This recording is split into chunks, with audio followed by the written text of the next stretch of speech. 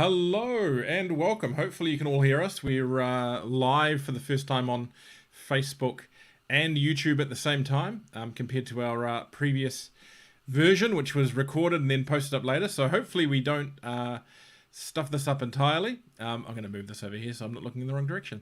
We have a few little interesting things today, and it's going to be a bit of a muck around show because we have some movement in the market. We know what the stats are, and also I'm very tired. I've just come back from a very long drive, and we'll tell you about that too.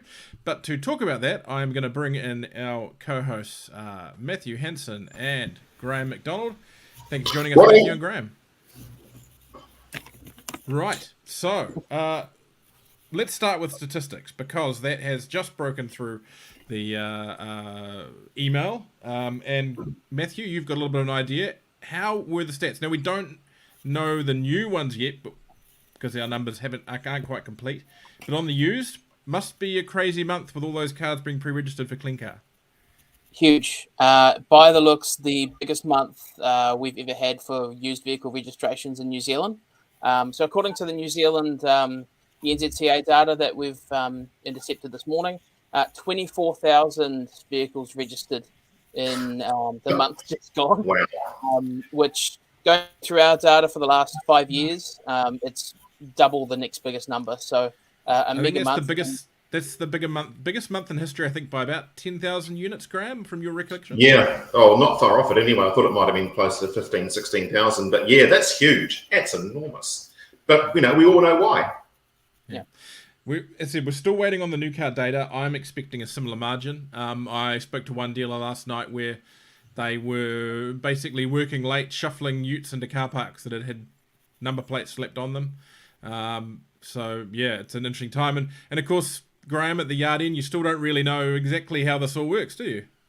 Oh, actually, you know what? I've been figuring it out this morning. I thought I might be late on this call, just trying to work out the whole... And really for our customers too, working out how the process works, what we need to do, what we need to advise them to do. But that's become a bit clearer this morning, I think. What I'm really interested though, if you look at the numbers, it tells you a little story about how much emitter stock the used trade is actually holding. And I'm a little bit curious about that. I thought that's a bigger number than I expected there might be that has been pre-registered at the very last minute, through March. And I think for the trade, that could be a problem because at the moment we're seeing the market is definitely shifting towards lower emitting or lower fuel consumption vehicles. That naturally also means, generally speaking, lower emitters as well. And they're a reasonably hard product to shift at the moment. And I think it shows the trade may be holding more of that sort of stock than it actually wants to. And there could be a problem going forward from there. That's just my 10 cents worth, but I think this highlights a wee bit of a problem. So we've got some feedback from some dealers about the transition. You can see that on Auto Talk, and we'll have a whole lot more on that in the magazine, which is out early next week. Now, I do have one little breaking story, and I've got to be clear, we're still only getting we haven't got a full entire line on this. Now, our understanding is that a Japanese shipping line, MOL, has sent out a notice in Japan, and I understand we're now hearing rumors that may be recalled, that they will no longer carry used EVs on some of their RoRo services. We have put this information out to, a request out to a few of our contacts to confirm this. It's a fairly solid understanding that is what happened, but it's more around the detail. So again, keep an eye on Auto Talk for that, because if that's the case, we could be in for some interesting weeks ahead, particularly at the start of the Clean Car Standard. We also don't know yet whether that applies to hybrids, because of course hybrids have batteries as well. Yeah, but a different battery for a start. Do you think this is as a result of the Felicity Ace? This is a direct kickback from not so much from the shippers, but from the insurers of marine cargo with regard to the Felicity Ace? Absolutely, and I think the issue is on a lot of people's minds. I saw a release from Hyundai Glovis the other day, a part of the Hyundai group, but a car carrying organisation, where they're putting specific electric vehicle fire equipment on their boats. I think they've already fitted out 2 vehicles, and they're doing it, I think, at quite a rate, which basically I think is a bag they put the car in, and then they pump water. Pressure blanket. Yeah, I've heard about that. I think it's interesting time. That's a huge cost as an impost per vehicle. That's a huge cost. But I think the wider picture of this, if it just applies at this stage to used imported vehicles, well, given in mind the Felicity Ace was all new stock. Well, you see, but this comes with the news also moving through is that it was a used Leaf on board the Felicity Ace that was the cause of the fire. Oh, well, it would be, wouldn't it? But again, Excuse that's my cynicism there. Absolutely unconfirmed. Absolutely unconfirmed. Right, let's move on and let's quickly touch on the reason I'm not tired. I'm actually fine. For reasons still unknown, Graham agreed to join me for an all-electric road trip from Auckland to Wellington and a pair of electric commercials from LDV. The big E-Deliver 9 van, which I think is Graham's new favourite vehicle, and the country's first electric ute, the T60. With the T60 EV. Now, the ute we took was an interesting one. It's a Chinese prototype, Chinese spec vehicle and a little bit prototype-ish. Not spec to our market yet. Left-hand drive, so I was driving it on a dealer plate with NZTA exemptions. No DC charging, which added to the challenge a little bit. We had a bit of an adventure because just getting an understanding of how it was going to charge in New Zealand, we probably should have spent a little more testing time, but we simply didn't. We got the adapter for the car the day before and went for it. And I've got to say, and I'll come to you in a bit on the van, Graham, that I was pretty darn impressed with the ute. It certainly needs some ride and handling work. The steering's fine. It actually handles, I actually think it corners quite nicely for a ute. It's quite flat and that actual weight down low is pretty good. But the rear end is just a bit bouncy. I think there's an element of that being where the motor's placed. It hangs off the back of the live axle.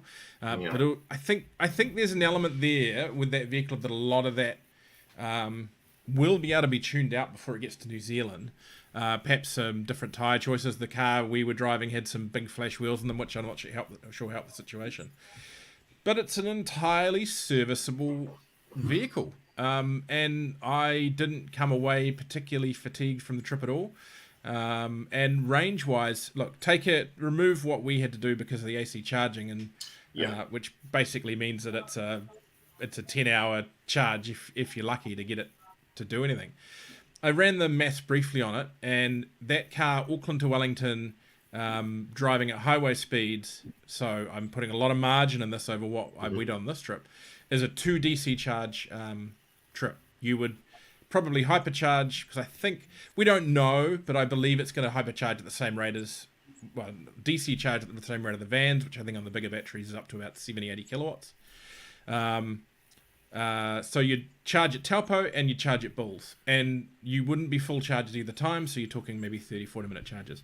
That's a pretty good result for a vehicle like that. Sure, you're going to eat some range when you load it up, but that's entirely serviceable for New Zealand. Graham, we won't bang on too much about the ride in the ute, but the van, you're a don't lover. Go there, Richard. You're a lover of the van? Yeah, I am actually. So I don't mean to be a product exponent here of LDV, but I've driven a few white vans in my time. I used to work in the UK, drove a white transit van at great speed around London, and this brought back little memories in my mind about scaring tourists and elderly. I tell you what, it's a good product. And I think I said last night, even if it wasn't an EV, I'd still say that was actually a really good van. And we think about expectation amongst consumers, particularly around Chinese vehicles. The same curve that applied with Hyundai in the very early days about Korean vehicles and the sort of the long lead in time to make them acceptable to a marketplace, and they weren't to the caliber of a Japanese vehicle, and all that sort of stuff. And how quickly that evolved. And the Chinese vehicles, when they first entered the market, and particularly the stuff that we saw in some sort of mainstream, and again, the discussion was, well, this is pretty average now, but just you watch the exponential curve in quality control and design. Well, we've seen it. And the Deliver 9, if you had told me that was built by a major Japanese manufacturer or European manufacturer and hadn't shown me the badge, I would have shrugged my eyes and said, yep, fair enough. It was good. It was really good. And then you add in the EV factor, and given that the one that I was driving, the range, I think we had 178k range after a top up in Bulls. That's not practical for an Auckland courier. But if you go to the bigger battery pack and look at a higher range, it becomes a whole different value proposition. And I was actually really impressed by it. Now, I actually got told recently by someone on the go that the actual daily mileage of a courier is not 170 k's. It's lower than that by quite a margin. Well, we were skating Average around. about 100. Average about 120 apparently. Okay. Well, if we were skating around, as I think you might recall, I was on the CB to you saying, "Oh, I've got the orange bar of death flashing, but I'm showing 51 k's on the GOM, the guessometer." So we weren't going to find out what that was because, let's face it, I wasn't keen to push. But no one. I did. It didn't go well. It's a big van, right? It is. It's a big van. You wouldn't want to push that thing. But range-wise, if you could get that over 300 k's of usable range, I think it becomes a really good proposition for many, many businesses looking to put an EV into their fleet. That works. You say a big van. That one specifically is the Bigger. That is the model name. Yeah. And I've taken the big battery Bigger on a big trip from Auckland to Whangarei, and I hit Whangarei from Auckland and still had 50 odd k to go. So yeah, that the big battery is the range, but I think that 72 is actually probably about a pretty good compromise for most things. Let's move on to the next one. So if you want to see the video from that, the best place to go is actually go on like our EVs and Beyond Facebook page, because I'm going to put we've videoed a lot on that trip, and there'll be a story in that magazine, so go follow over there. Lots of good content, lots of jolly jakes, right? Yes. Now we've touched on the clean car, but Matthew, you've actually spoken to a couple of dealers. Do you just want to quickly kind of touch on what the vibe is out there about this thing coming in? Are people up to speed yet? It's so we had a few conversations yesterday, and it seems that there's the dealer principal from Ford North Harbour was fairly positive about it. Was talking about that they're reasonably prepared because Ford sent them a lot of information and things to guidelines into the new month. But there's the consistent thing we're hearing from all parties is a fear that the consumer still doesn't, at the end of the day, know enough about what the rules are and how it all applies to vehicles they're buying. And that sort of reflects what Graham was talking about last time we were on the show a week ago. Mm-hmm. So here's a question for you, and one to ask you, Matthew, because you're speaking to the guys on the ground. With regard to the fee, so let's just take aside the rebate for a second, because we all kind of know how that works. If you're selling vehicles that attract a penalty, are you going to put the penalty on top of your asking price, right? So you're going to advertise the vehicle at its core price, and then the fee becomes a larger on-road portion that the consumer pays in addition, or are you going to build it into your asking price and just bury it, basically? So I think a lot of dealers are probably a bit coy to answer that straight, as you sort of expect it in a way. Newsflash, it's the 1st of April, right? So they've got to do something about it eventually. We're going to know today at some point in time, right? Exactly. I did have one conversation with the folks at Trust Motors, and they obviously stock a lot of V8 and Ute product and SUV product, not necessarily a lot of Leafs. And they are open to the idea of actually just changing their stock mix, and I think that we'll probably see a little bit of that across the board. But I think you're probably right that there will be a bit of price adjustment to take into account the changes. Mm. Have you had any guidance from Trade Me as to how to deal with listings and so forth on this, Graham? You know what? Not that I've seen, no. And I think again, it's one of those sort of black arts. No one really knows how it's going to work from a marketing perspective. So I have to say no, but there's a rider to that. If Trade Me, because we were away the last couple of days on a merry road trip, so it's quite possible that Trade Me have come out with something that I just haven't yet seen come across my desk. But yeah, I mean, I'm looking at a listing on a hybrid now on Trade Me and Fresh Import, and not seeing anything other than the fact that I believe CO2 is now emissions have now joined safety and fuel economy in regards to the ratings that they put on the vehicle. So yeah, an interesting one to see. Now the rebate's easy. It's the fee that's the problem. Yeah. Well, that's right. Now onto a new car into the market this week, the Kia EV6. Now before we headed south, I went to the launch on that out at Clevedon. That is a very, very cool car, and I've got a funny feeling the people over at Hyundai might be a little bit worried, and a few other companies should be as well. So they've launched it out there with the entry-level model, and Graham will hate me suggesting this is good value, priced at $72,990. So that undercuts the entry-level Ioniq 5 by, wow, $7,000. And that puts it pretty much on top of the Tesla Model 3 now, because the Tesla Model 3 was about 69, but it's had a few price rises and it's up at that 72 mark now as well. It is a very compelling car. It takes more of a sporty angle, I think, than the more practical, retro futuristic nature of the Ioniq, so it's going to be down to, I guess, for people which one they prefer. But a very cool car, and really think it'll put its find a good place in the market. If you keep an eye, there's a video on the EVs and Beyond Facebook page for that, and there'll be there's a story online that I think Matthew's put together off some of my stuff from the launch, and we'll have a full story in the Auto Talk magazine next week and the next EVs and Beyond. Now, something that Graham and I have also managed to do, and we'll very briefly touch on this, is Transmission Gully. It's open. Yeah. And I went through it this morning, and it's amazing. I found one little rough patch of stones that they clearly are still doing some patching. But what a difference that'll make. The truckers seemed pretty happy. There was plenty of them on them at 4 in the morning when I went through it. It literally cut the drive from Palmerston North to Wellington Airport to under 2 hours. That is a magic piece of tarmac. If you're a trucker, you'd be pretty happy with that, Graham? I think if you're anybody, you'd be pretty happy with it, except the people that like to whine about stuff in the media. We've seen plenty of that too. I mean, look, the thing had been open about half an hour and people saying, it's got too many stones in it. Well, again, newsflash, sweetheart. It's a brand new road and it needs traffic on it for at least 12 hours to bed that down that no fleet of trucks going up and down could actually do, that the constructors were at work at. I think it's genius. If you look at the construction that's gone into it, it's a mammoth undertaking, 27 Ks of serious road engineering. When I went through at about 5 o'clock yesterday, I didn't strike any rough patches, smooth surface. Interestingly, 2 or 3 different road surfaces in that journey. Did you notice that, Richard? There had actually been 2 or 3 different sealing compounds used. It wasn't uniform the whole way through. I'm not quite sure why. Well, I do believe it was built by multiple companies, so it's possible. Yeah, and you can see. And there were also one of the surfaces in one area is a kind of a futuristic modern coating. So we'll see how that goes. But very cool. It's got me very excited. We've got the up north here, the imminent opening, probably a few months away, of the motorway up to Warkworth, and I'm very, very excited for that, having driven on that. Now, National Road Carriers says New Zealand needs more overseas truck drivers to fill the shortage.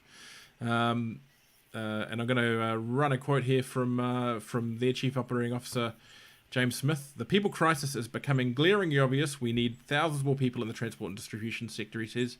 Government officials are sitting on a whole pile of applications for residency and citizenship that are not being processed. We desperately need these people. Now, I kind of feel like this is a bit of a issue everywhere at the moment. I mean, trucking one thing, but you're and they're offering big money. You're not tempted to throw on the journalism and go drive a truck, Matthew? I mean, I'll have to email you later just to clarify. Sorry, Richard. Not yet. I've been through the industrial side of life and decided it's not for me. But yeah, you're right. It's a pretty consistent thing across the board. I know that the government's done a few things to try and ease immigration and things like that, with COVID, obviously. But I'm getting the impression it's probably not coming quick enough for some of these industries. Yeah, I've got a friend of mine owns quite a large rural carrying company, and he's tearing what remains of his hair out on a daily basis. They just haven't got drivers. They can't retain drivers. They can't get drivers. They've got a lot of trucks idled. They can't put the prices up too much further now because it's a rural carrying base and it's quite a sensitive one. So there's only so much of a price hike you can bring in to accommodate your increased wages for driving, and they pay good money. You'd be surprised what some of those guys earn. He actually bought, this is a true story, he bought a brand new $650,000 truck put on the road a couple of months ago to keep his best driver. If that's what it took to keep his best driver for that particular operation, he had to buy him a brand new. I mean, it sounds like a cute story, but that's the reality of it. Doing anything you can to keep people in the job. It's a real problem. I feel sorry for them. And if you're sitting there as a dealer thinking, well, that doesn't really affect me, I sell cars. Well, it does, because I suspect there were cars that needed to be pre-reg for Clean Car that simply didn't make it because there wasn't the trucking capacity.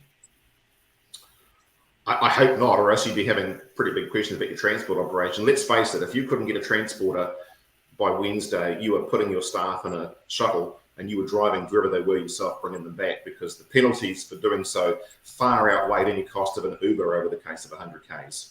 Mm-hmm.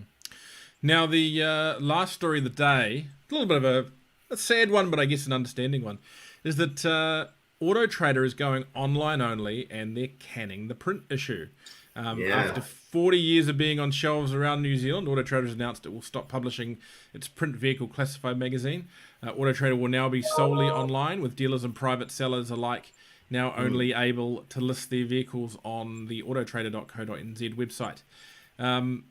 Matthew, have you spent much time leafing through an Auto Trader? I've got to be honest, the only real time I've read an Auto Trader has been the little kind of mini ones they put in the fish and chip shops. What about yourself? You literally took the words out of my mouth. I without fail will pick one up if I see one while I'm waiting at the line at the bakery or at the fish and chippy. But yeah, it is sad times in a way. I mean, we sort of already know that print is on a bit of a decline. Not here at Auto Media Group. Not here at Auto Absolutely. Media Group. Shh. But we've seen more and more people pick up online. Off the back of COVID-19, obviously, and the general manager, I think it was the general manager of Auto Trader, did note yesterday that was one of the reasons why they decided to go online only in the end. Graham, not to comment on your status within this group, but you are somewhat more advanced in your experience than us. You must have some fond memories of the older Auto Trader magazines. Oh, I'll tell you a funny story. Yeah, look, absolutely. Back in my day, the Auto Trader was the Bible. And as a spotty 14-year-old, it's a true story, another Graham McDonald, not one that I know, used to stand over the owner of a local dairy in the small town that I grew up to have him steal every week for me, without fail, the other Graham McDonald, a copy of Auto Trader to bring into the classroom to read. So at the age of 14, this other Graham McDonald had that done. But when I was growing up and into my first years of cars, Auto Trader was the Bible. I've actually still got a collection of probably a couple of hundred older Auto Traders sitting around in the garage at home, including edition number 21, I think it is, and then all the way through to when I thought it lost its way about sort of, I guess, 10 or so years ago. Look, for a lot of us older car guys, that was not just the Bible for car pricing and display to stock, but it was a pricing guide as well. It was the go-to resource, and I'm actually really sorry to see it go. It's inevitable. I know why. It's just a redundant media resource now, but it's still sad to see it go. Well, let's be clear. I imagine that you, when the other dealers you work with, have been spending money on advertising in print with Auto Trader. No, not really. And again, sort of showing our cards here. So we spent some money over the Christmas break for the Christmas edition, just to have a profile on there. But honestly, those days were done. They really were. And I feel sorry for the team. Richie and the guys done a fantastic job on that empire, bringing it to where it is now through really challenging times. But it's inevitable, and it's probably the only question is it probably should have happened sooner to save some money in the bank. Well, speaking of things coming to an end, that's the end for the second edition of the weekly wrap. Thanks again for joining us. If you have been watching this live, saw one person pop up live watching it, but I'm guessing it might have been one of us monitoring it in the background. But hopefully a few more like the last episode will watch it afterwards or listen to the podcast. We had a few people do that, actually quite a few people. So thanks for doing that. We will be back again next Friday at 10 a.m. with my co-hosts Matthew Hanson and Graham McDonald. And make sure that you like the Auto Talk Facebook page to get notifications of when it's going live or to catch up with it later. Thank you so much. Happy April Fools. See you guys.